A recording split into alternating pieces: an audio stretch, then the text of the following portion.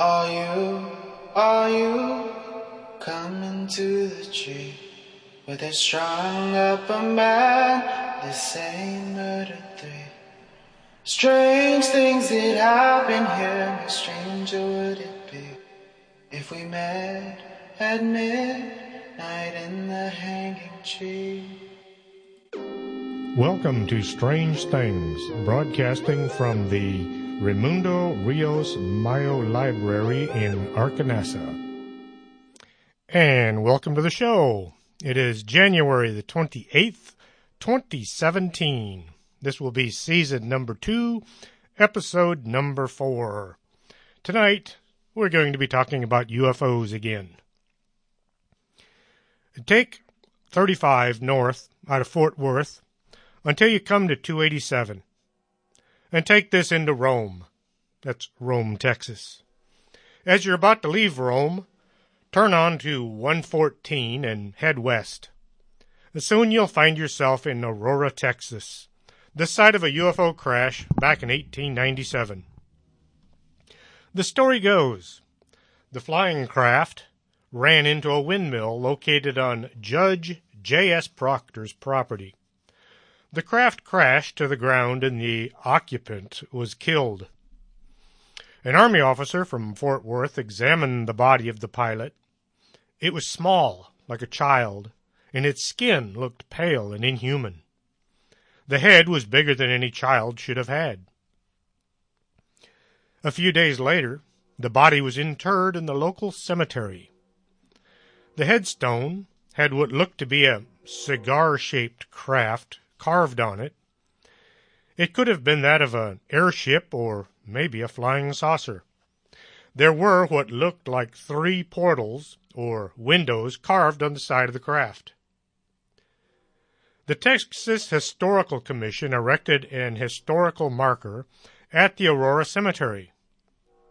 It says, "The Aurora Cemetery, the oldest known graves here, date back from as early as 1860, are those of Randall and Rowlett families."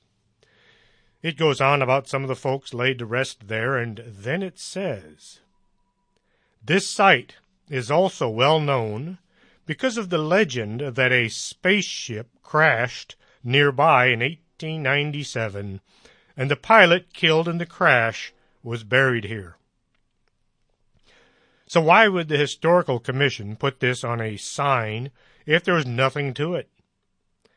At some point, the grave marker was damaged and a good-sized part of it disappeared.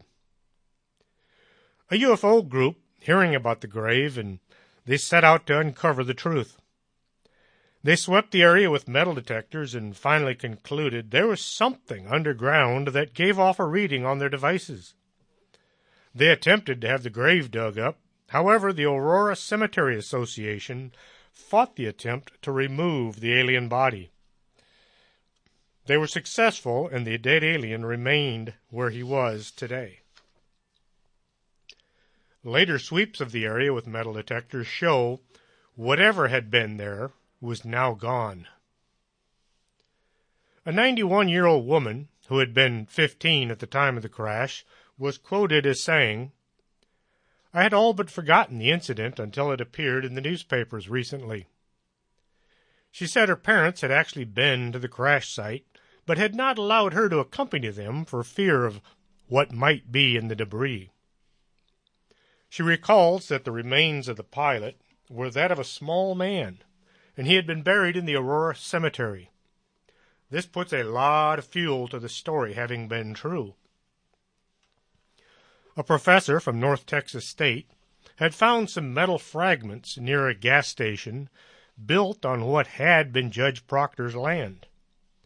One fragment was said to be most intriguing because it consisted primarily of iron, which did not seem to exhibit magnetic properties.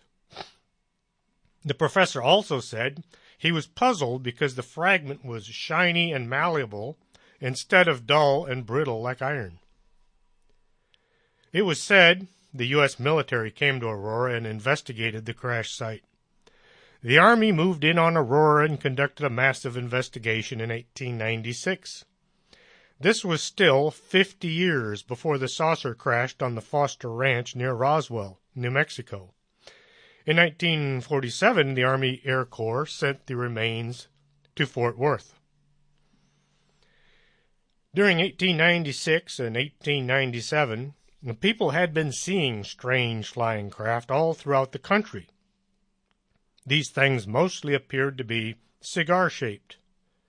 Mystery airships, or phantom airships, were being reported, and there are numerous accounts on record. The reports started out in the Northeast and spread across the country.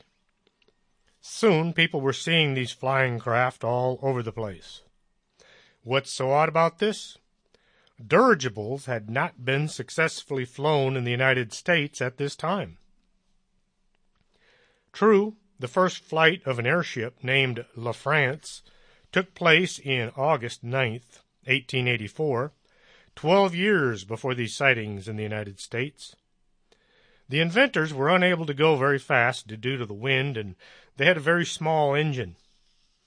Renard and Krebs only achieved a speed of about 15 miles an hour. They continued to tinker with their invention, but it was some time before the dirigible was ever seen in the U.S. Now, if some inventor had managed to recreate the work of these two Frenchmen, why did he keep it a secret? Something this revolutionary would have been plastered on every newspaper across the land. Yet, people were seeing these strange craft, and on a few occasions they even had contact with the operators. The November 19, 1896 edition of the Stockton, California Daily Mail featured one of the earliest accounts of an airship. Colonel H.G. Shaw said that while driving his buggy near Stockton, he came across what looked to him to be a landed spacecraft or airship. Shaw described it as having a metallic surface, which was completely featureless apart from the rudder. Each end came to a very sharp point. He estimated the craft to be about 25 feet around and maybe 150 feet in length. 3 7-foot-tall but slightly built extraterrestrials appeared from the craft, and they approached him, while making a strange warbling sound. The beings examined Shaw's buggy, and then tried to physically force him to accompany them back to the airship. The aliens gave up once realizing that Shaw was far stronger than the three combined. They soon fled back to their airship, which lifted off the ground and sped away out of sight. Shaw said that he believed the beings were Martians, sent to kidnap an Earthling for unknown nefarious reasons.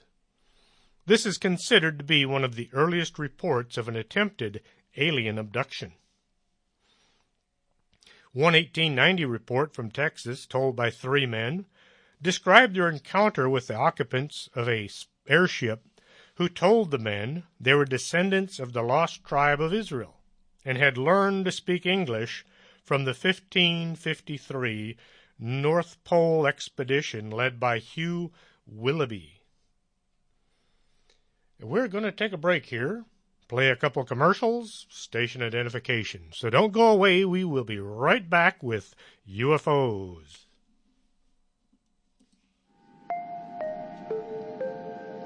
You're listening to Arkanasa Radio.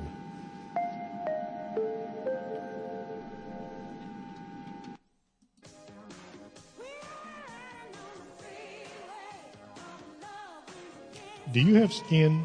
Would you like to take better care of it? Call Lourdes James, independent beauty consultant, and set up an appointment. Call 723-3019.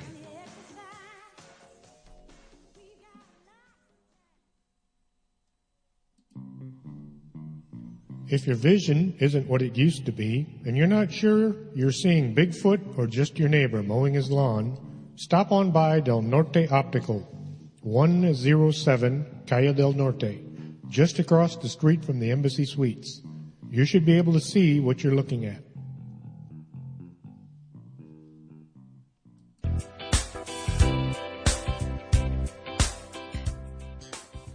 Looking for a great cup of coffee? Swing on by the Organic Man Coffee Truck, 1002 Iterbide, Suite number 7.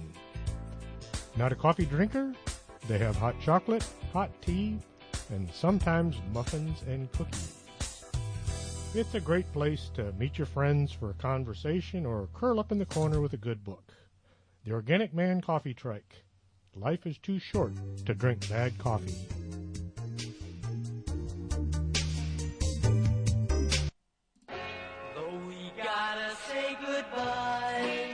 No, don't say goodbye. Stay with us. This is Arcanasa Radio. Quédate con nosotros. Estás escuchando Arcanasa Radio.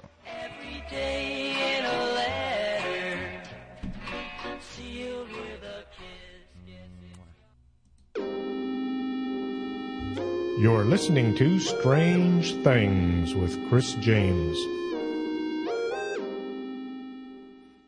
And welcome back to the show. Today we're talking about UFOs once again. Now, in Los Angeles, June 4th, 1909, a special dispatch to the Times from El Centro says, "All Imperial Valley is excited over reports of a mysterious airship which is making nightly flights across Salton Sea. At first, the ship appeared to be stationary at a point directly over Salton Sea, near the intake of the Alamo and the New Rivers. Then it began a rapid flight, passing directly across Salton Sea and disappearing in the shadow of the San Jacinto Mountains. At Brawley, a party of 20 men is said to have observed the machine through field glasses. Now, those would be binoculars. Its appearance was that of a basket fastened between two wide wings, and when a turn was made, it is said that the propellers could be plainly seen. The observers were unable to distinguish any person in the basket. Chicago, December 10th. Remnants of a wrecked airship were discovered by 2 Hammond, Indiana men on the sand dunes west of town. Edward Schachter and A.O. Mitchell, who were in a hunting expedition, came across a mass of rubber, canvas, bamboo sticks, and aluminum rods, which they believe once formed a triplane. The apparatus looked as though it had fallen 100 feet or so, because it was broken almost into kindling wood, said Schottler. Persons in the neighborhood had told of a mysterious aeronaut that had been experimenting there for weeks or 10 days. He probably abandoned his flyer after it was wrecked by a fall. This was from the Bay City, Minnesota Times, 10th of December, 1909. There are many other reports, some unbelievable in an extreme, but some hold a ring of truth. What could all these folks have been seeing? If not dirigibles built by obscure, mostly crazy inventors who had no intention or interest in fame or fortune, then perhaps these were truly aliens from beyond the stars. If you find this fascinating and want to hear more about these mystery airships, check out Expanded Perspectives, Mystery Airship, and the Sonora Aero Club. I'll put a link to it on my Facebook page after the show. If you're waiting for the government to come clean on any of these incidents, don't hold your breath. The government has a long and checkered history of not telling us anything they think we can't handle. In Cape Girardeau, Missouri, in 1941, there was a strange incident that was only made known due to the deathbed statement from a Mrs. Mann. The story goes that late one night in 1941, Reverend Mann was asked to respond to an accident scene to perform last rites for several extremely injured victims. Upon arriving at the scene, the Reverend was surprised to find not a plane crash, but some kind of a shiny, flying disc had crashed. The injured were what looked like small men, with large heads and extremely large eyes. Their skin was a kind of a grayish color. Being a man of the cloth, the Reverend did what he considered the right thing and gave the dead and dying aliens their last rites. There were many firefighters and police officers gathered around. Not knowing what else to do, they simply watched. After returning home, the Reverend told his family what he had seen. He described the crash scene as well as the creatures involved. A few days later, someone who had been at the crash site visited the Reverend and gave him a photograph showing one of the aliens being carried by two men. And then the government got involved. They began gathering up all the evidence and swearing all the witnesses to secrecy. The Reverend promised to keep his mouth shut, but he had already told his family, and he didn't bother to mention this to the government people. Years passed, and the Reverend was good to his word. He died, never mentioning the incident again. Then in 1984, as his wife lay dying, she passed the story on to her daughter, Charlotte. Once more, the government was deciding what we the people were just too stupid or weak to understand. They buried the story and secreted away all the evidence. During World War II, the fighter crews began reporting strange balls of light that would fly alongside their airplanes and then speed away at ridiculous speeds. When the government got wind of these sightings, they sent some officials to interview the flight crews. Instead of asking the crews what they had seen, the investigators ridiculed the witnesses and implied they were delusional. It didn't take long for word to spread. If you see something odd, keep your mouth shut. The flyers all thought these were German secret weapons. When the United States got into the fray, their crews began seeing these weird lights as well. Someone gave them the moniker Foo Fighters. The name was derived from a comic strip called Smokey Stover, who was known to say, "Where there's foo, there's fire." At the end of the war, everyone was surprised to find out the Germans, as well as the Japanese, had been plagued by these bizarre craft as well.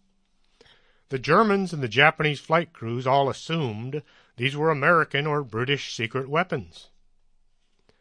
Thanks to the less than friendly inquiries by the government, few reports were ever sent in, and so no one knows just how many Foo Fighter sightings there actually were.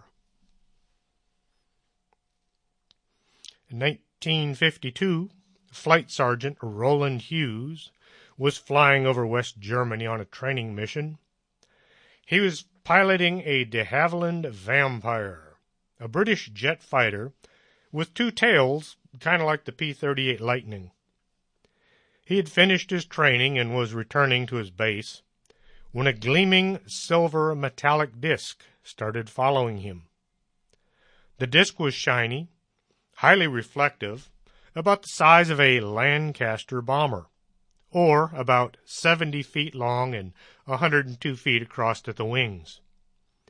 He could see with astonishing clarity the craft's highly reflective and absolutely seamless metallic-looking surface. None of the other three pilots, all returning to the RAF Oldenburg in northern West Germany, saw the object because they were executing a banking turn and they were not looking back in the same direction as Hughes. The disc descended toward Sergeant Hughes and even traveled alongside him before it sped off at an unbelievable speed. The RAF radar control picked up the object and confirmed it was traveling at speeds impossible for any of the aircraft of the times.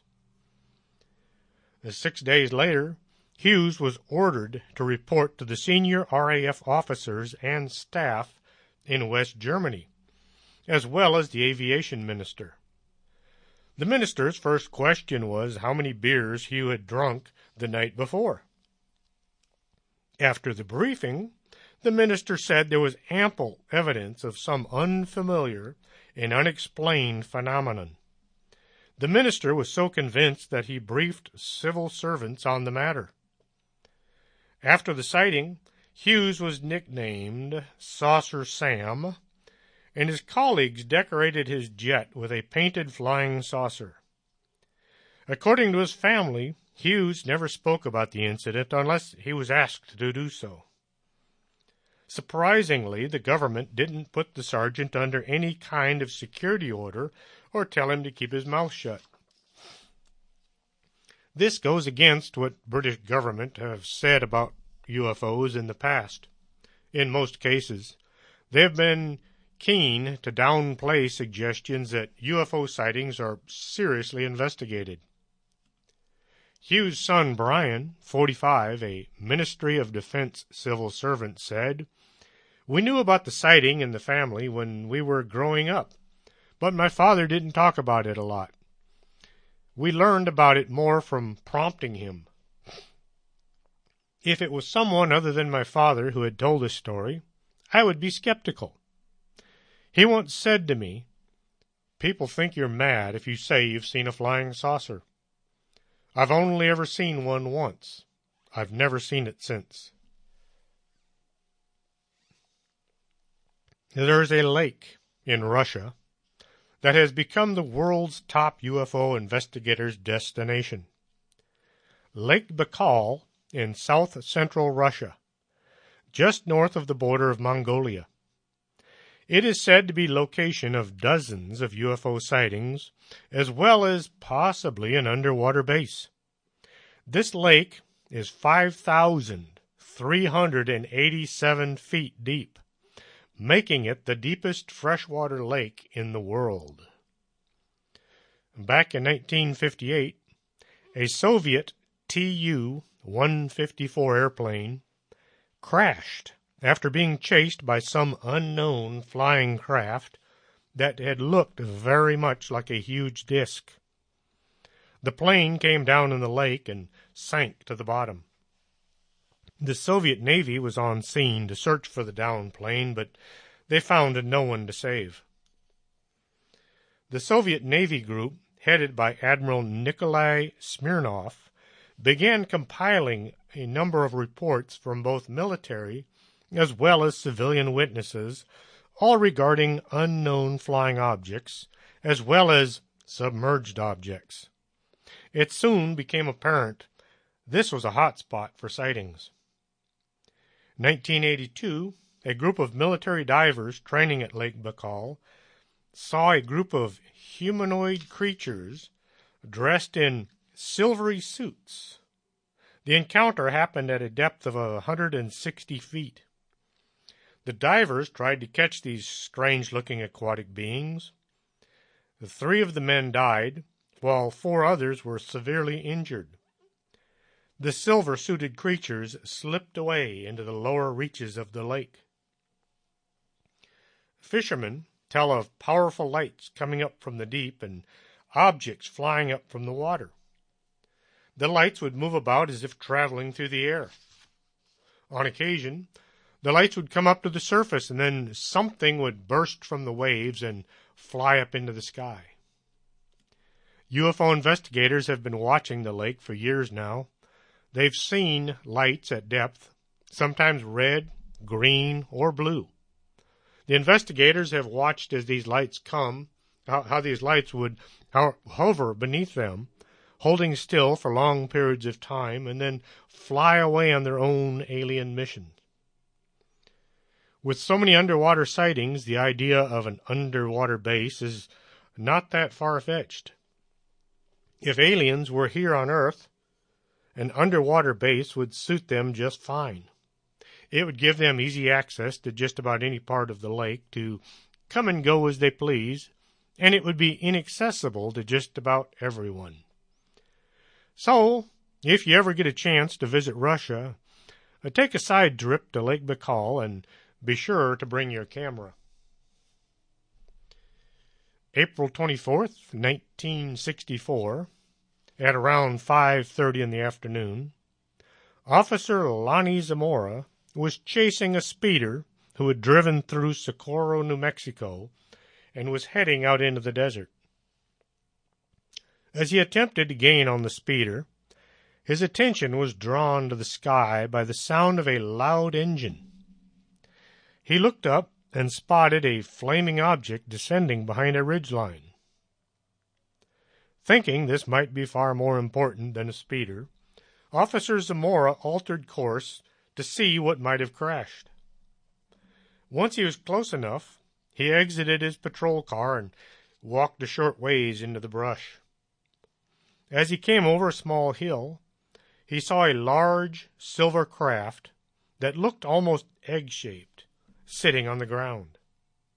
It had 4 landing pads, and there were 2 creatures standing nearby.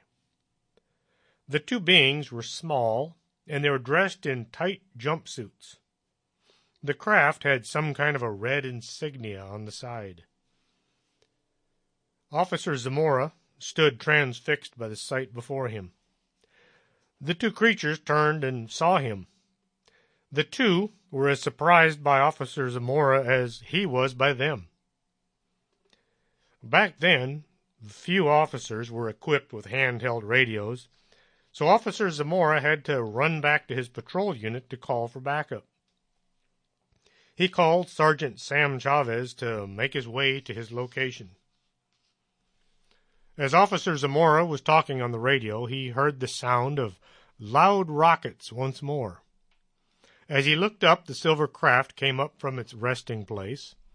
Once it had reached an altitude of about 200 feet, the sound was cut off, and the craft seemed to drift away into the afternoon sky. At the site of the landing, the police found a large, scorched area where the craft had set down. There were also 4 V-shaped holes about where the landing pads would have been.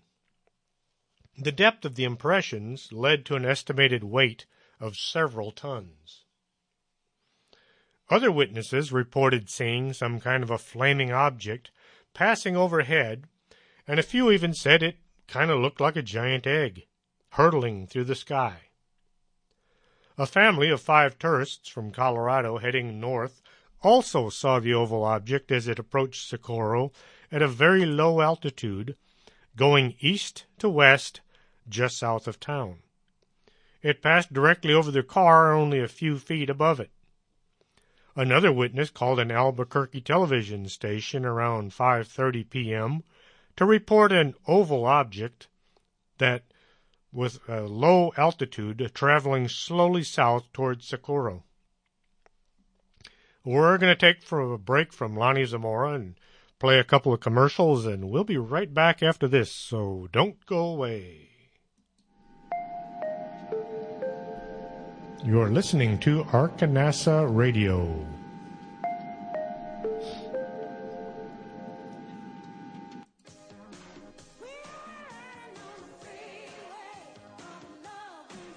Do you have skin? Would you like to take better care of it? Call Lourdes James, independent beauty consultant, and set up an appointment. Call 723-3019.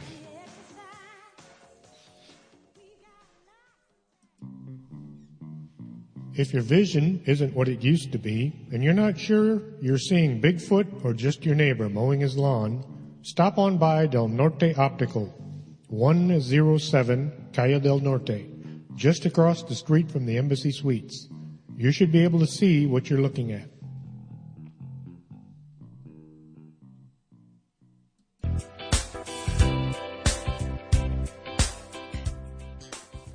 Looking for a great cup of coffee? Swing on by the Organic Man Coffee Truck, 1002 Eaterby Day, Suite number 7.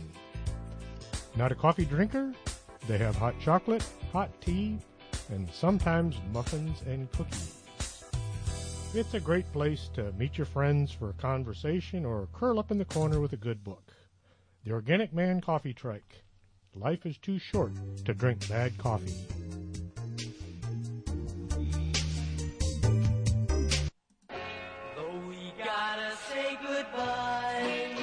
No, don't say goodbye. Stay with us. This is Arcanelza Radio.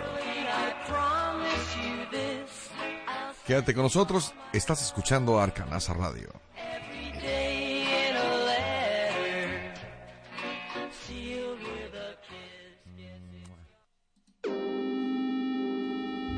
You're listening to Strange Things with Chris James.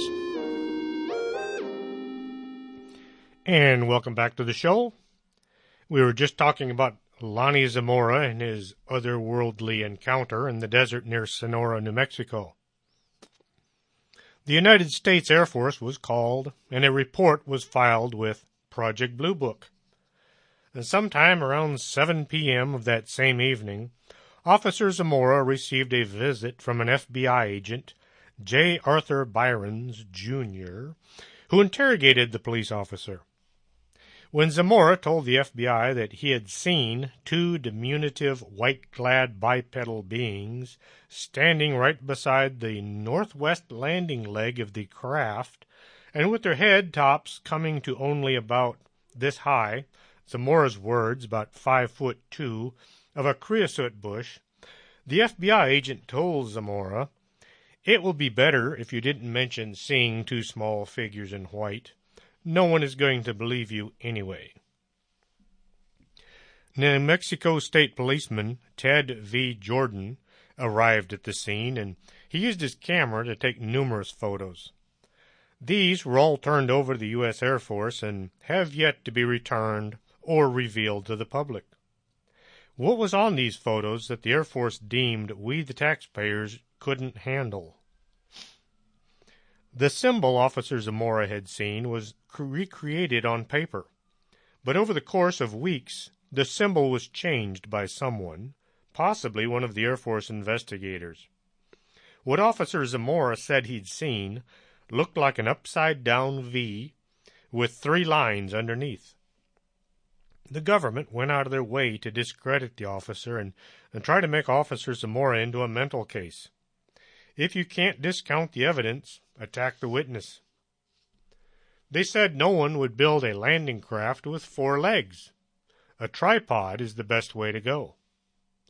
Now, if you go back and look at photographs of the lunar landing module and count the legs, yes, there were 4 of them.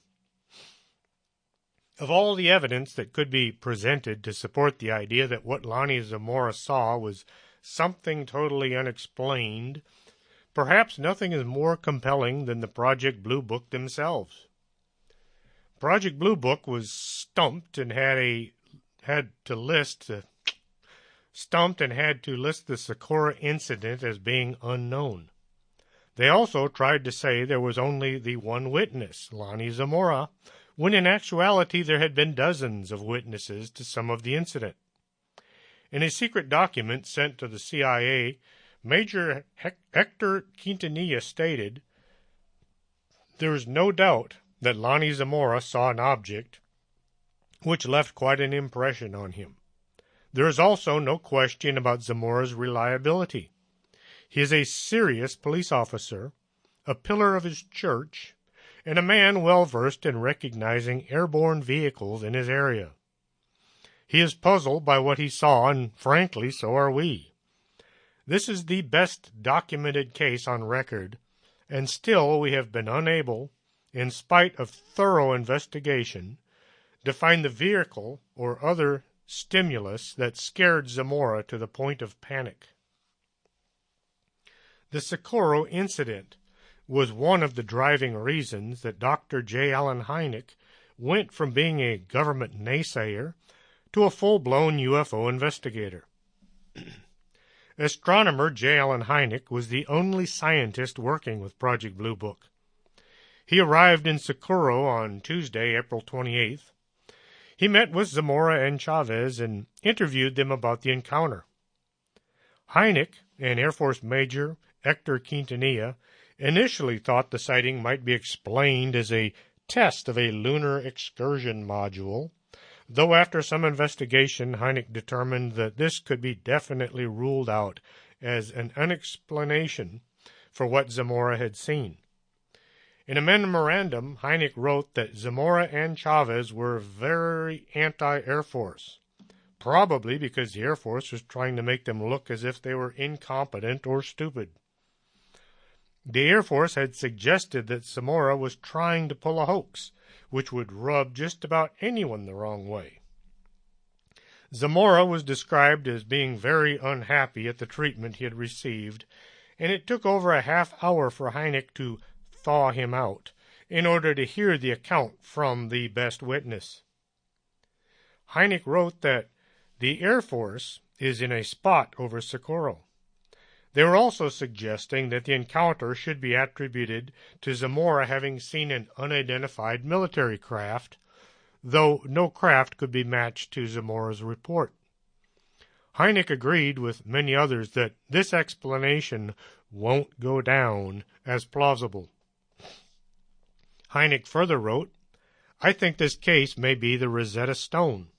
There's never been a strong case with so unimpeccable a witness." Also noting his growing frustration with Blue Book, Hynek wrote, "The Air Force doesn't know what science is." 1968, physicist and UFO researcher James E. McDonald located Mary G. Mays, who asserted that when she was a University of New Mexico doctoral student in radiation biology, she had been asked to analyze plant material from the Socorro site. Afterwards, she was to turn over all records and samples, and she heard no more about it. When interviewed by McDonald, Mays reported that she and two others had worked on studying physical evidence from the Socorro site, but she could not remember the names of the other two. According to Mays, she had examined the site the day after the event and had gathered plant samples for analysis. Mays later determined that the plants which had been burnt by the UFO's flame were unusual, completely dried out. Mays also found no evidence of radiation, but found two organic substances she was unable to identify. Mays also reported to McDonald an area of apparently fused sand, where the sand had been taken on a glossy appearance, near where the object had landed and then departed. The area of glossy sand was roughly triangular, measuring about 25 to 30 inches at its widest, though it gradually tapered down from about 1 inch wide. It seemed to be about 1/4 of an inch thick. Mays thought the glassy area looked as if a hot jet had hit it. Zamora became so tired of the subject that he eventually began avoiding both ufologists and the Air Force. He took a job managing a gas station. He died on November 2nd, 2009 in Socorro from a heart attack. He was 76 years old. I heard pretty much the same thing from Travis Walton about how he wishes it had never happened. Travis was the man abducted in Snowflake, Arizona. The war in Vietnam cost the United States 58,220 men and women, and at least 1 million locals died during the war. This is not the kind of place you'd expect to have UFO reports to come from, but there were many. One, which should be on everybody's list, took place in Nha Trang in 1966. Nha Trang was a heavily defended base in South Vietnam. There were 2,000 U.S. servicemen there and 40,000 Vietnamese troops.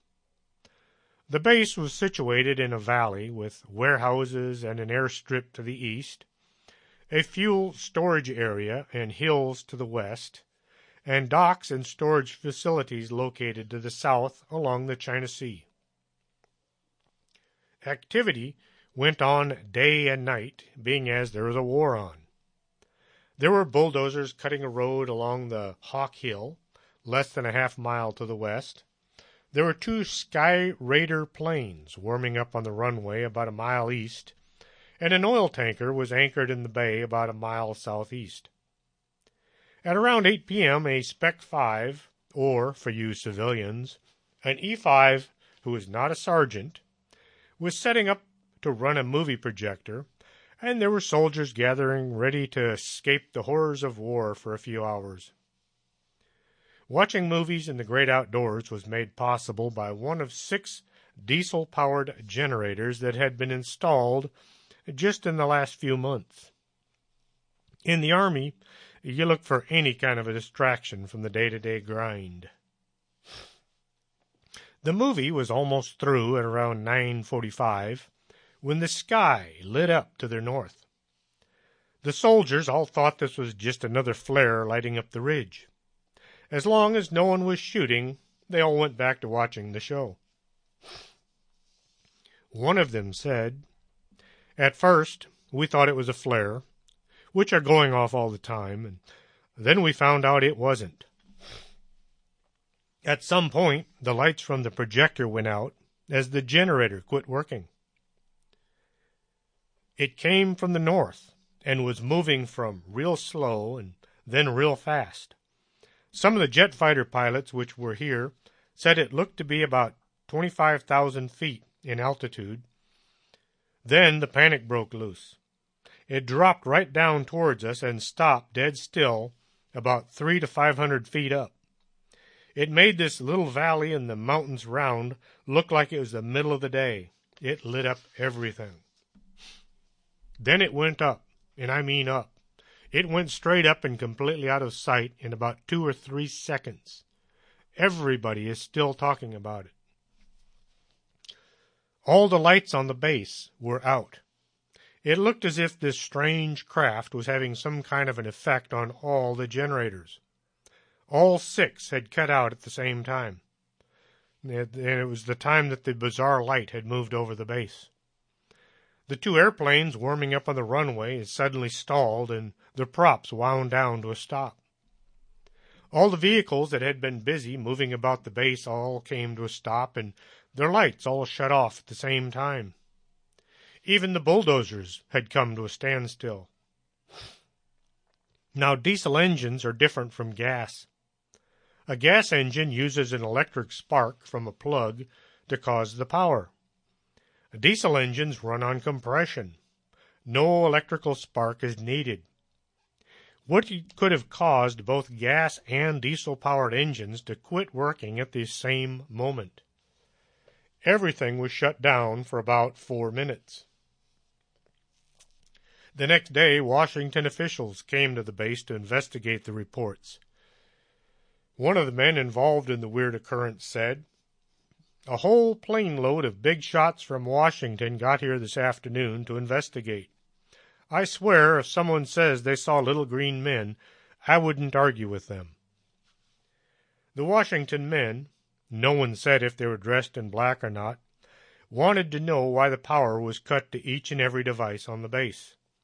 What could have done this was the big question. Naturally, Washington says there was nothing to see, nothing to report. Well, at least they didn't try to say it was a weather balloon. Instead, they simply said there was nothing there. Nothing happened. Of course, all the witnesses say different, but Washington knows best. In February 1967, a 2-man Air Force security team on routine missile launch facility check were driving through the Montana countryside. As they approached one of the missile sites, they saw a huge, bright, glowing object hovering over one of the missile silos. The UFO was about 300 feet over the launch door.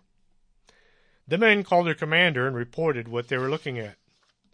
The commander at first didn't believe them, but then, after a few back-and-forth minutes, he began to think they might really be seeing something. He told the 2 Air Force men that the Air Force wasn't into UFOs anymore. Then he told him they were cleared to fire on the UFO should it pose a threat. And shortly the object took off straight up and was gone, but not for long. In March of the same year, at a SAC missile base in central Montana, they had a close encounter of the second kind. A close encounter of the first kind is a visual sighting of an unidentified flying object seemingly less than 500 feet away that shows an appreciable angular extension and considerable detail. A close encounter of the second kind is a UFO event in which a physical effect is alleged. This can be interference in the functioning of a vehicle or an electronic device, animals reacting, a psychological effect such as paralysis or heat, discomfort in the witnesses, or some physical trace like impressions in the ground, scorched earth, or otherwise affected vegetation, or a chemical trace. Close encounter of the third kind is a UFO encounter in which an animated creature is present. This includes humanoids, robots, and humans who seem to be occupants or pilots of a UFO. Captain Eric Carlson and First Lieutenant Walt Fiegel, the Oscar Flight Mission Combat Crew, were below ground in the O-Flight Launch Control Center. For those of you that did not grow up during the Cold War, the United States had missile launch bases set up all over the country. The control module was located deep underground, so the Soviets couldn't hit them with a nuclear missile. The control center was located away from the missiles and controlled several launch sites. These bases were manned 24 hours a day, 7 days a week, ready to launch World War III if need be. We're going to take a break here, play a couple of commercials. We will be right back, so don't go away. You're listening to Arkanasa Radio.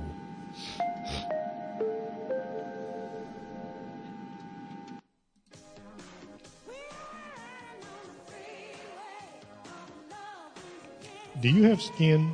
Would you like to take better care of it? Call Lourdes James, independent beauty consultant, and set up an appointment. Call 723-3019.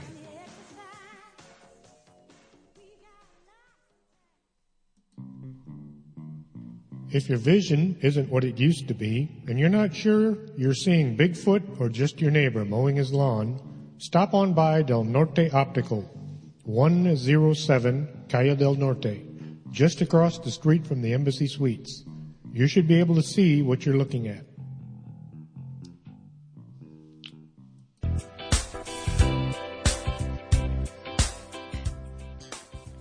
Looking for a great cup of coffee? Swing on by the Organic Man Coffee Truck, 1002 Iterbide, suite number 7.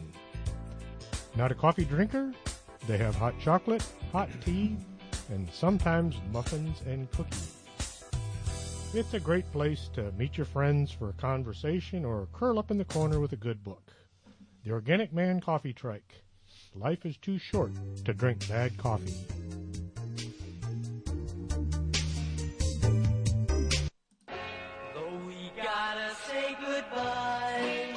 No, don't say goodbye. Stay with us. This is Arkanasa Radio. Quédate con nosotros. Estás escuchando Arkanasa Radio.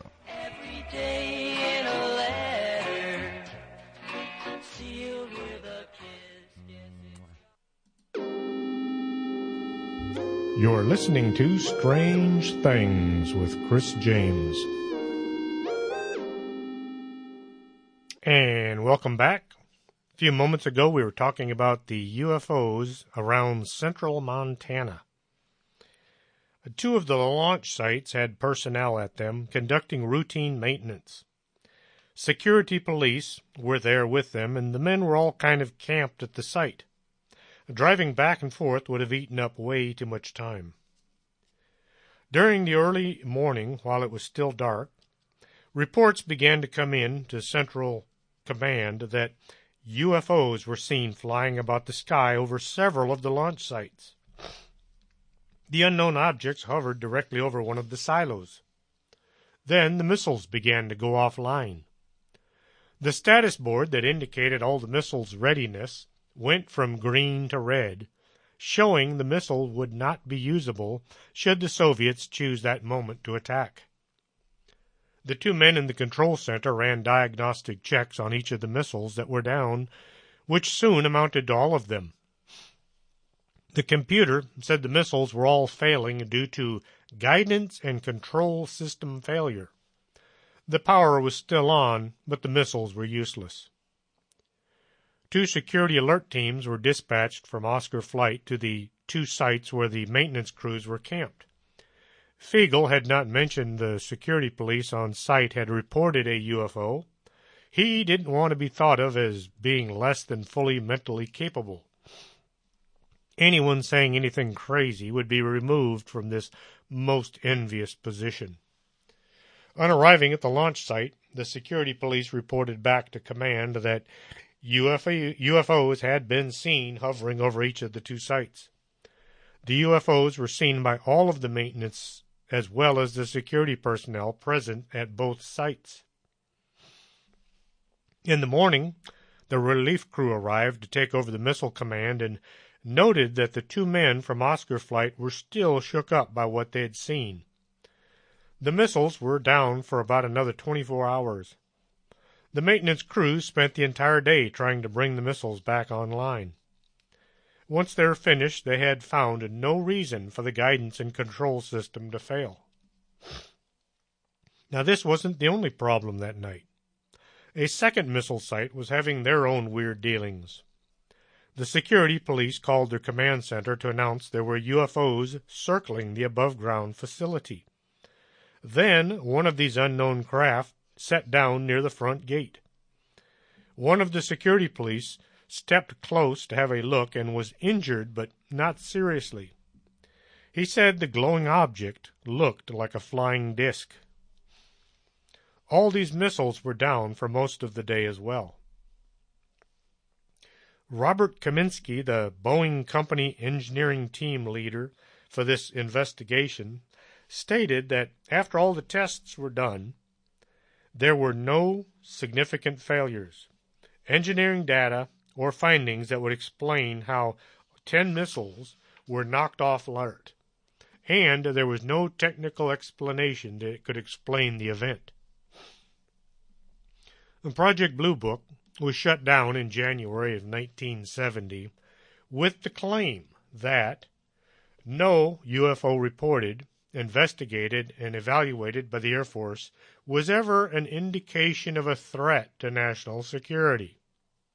They also said there was no evidence submitted to or discovered by the Air Force that sightings categorized as unidentified represented technological developments or principles beyond the range of modern scientific knowledge. And lastly, they said there was no evidence to indicate that sightings categorized as unidentified were extraterrestrial vehicles. Okay, I guess shutting down a complete nuclear missile base isn't much of a security issue. In and around September 1994, UFO reports were coming in about a mysterious object in the sky over Zimbabwe, Africa. The object was seen at a school in Rua by all 62 children there. They ranged from 5 years old to 12. The object flew over the playground, and then it landed in the brush outside the fence. All the teachers were inside at the time having a staff meeting, and none of them witnessed this weird craft. As the children all stood by the fence trying to get a better look at the flying craft, see where it had landed, a small man came walking out of the brush. As he walked, he would disappear and then reappear, growing closer with each vanishing. He then returned to his craft using the same appear-then-disappear maneuver. Once at the craft, it lifted off and then flew away. The African folklore told about strange creatures like this who would kidnap children and eat them, so the kids were a whole lot scared. The head UFO investigator for Africa went to the school and interviewed the children, and came to the conclusion they were telling the truth. They complemented their sightings with drawings of the creature and its flying craft. The kids all said the creature had telepathically transmitted a message to them that said the Earth's natural beauty was being damaged by man. Have you ever tried to get 62 people to all agree on the same story, let alone 62 children? Yet all the kids told the same story. No one embellished it more than any other. They all had the same story. And so there you have it, a few out of the ordinary UFO stories from the past that hopefully are new to you. It took me all week to dig up something that's not shown on TV every week. I do have a book out called Saucers, which is a work of fiction, but still a good read. And check it out at Amazon.com. Laredo, Texas, 1943. With World War II raging in Europe, pilots and air crews were being shipped to the Laredo Army Airfield for training. When a B-17 Flying Fortress goes missing during a routine training flight, no one suspected an alien invasion. Soon, when glowing orbs are seen flying through the air, the men of the Army Air Corps must find a way to battle an enemy from beyond our galaxy. Look for Saucers by Chris James. I'll put a link to it on my Facebook page, Strange Things with Chris James. Now, if you'd rather some humor, try my other book, Flying Saucers Attack Walmart. When alien fighters decide to make the Earth one of their conquests, they invade at the local Walmart store by accident. Now the people of Walmart must come together as they can possibly get, to overthrow the dastardly invasion. Thrills, chills, death and destruction, sale items and discounts galore. I laughed while I was writing this one. If you'd rather listen than read, it is available at strangethings.podomatic.com in easy-to-handle bits and pieces. Next Saturday, we are going to be discussing Ghost Hunting 101, a kind of a how-to for anyone interested in starting their own ghost hunting operation. This has been Strange Things with Chris James, and hope you've enjoyed the show, and we will be back next Saturday. Are you coming to the tree where they strung up a man, they say murder 3? Strange things that happen here, how stranger would it be if we met at midnight in the hanging tree?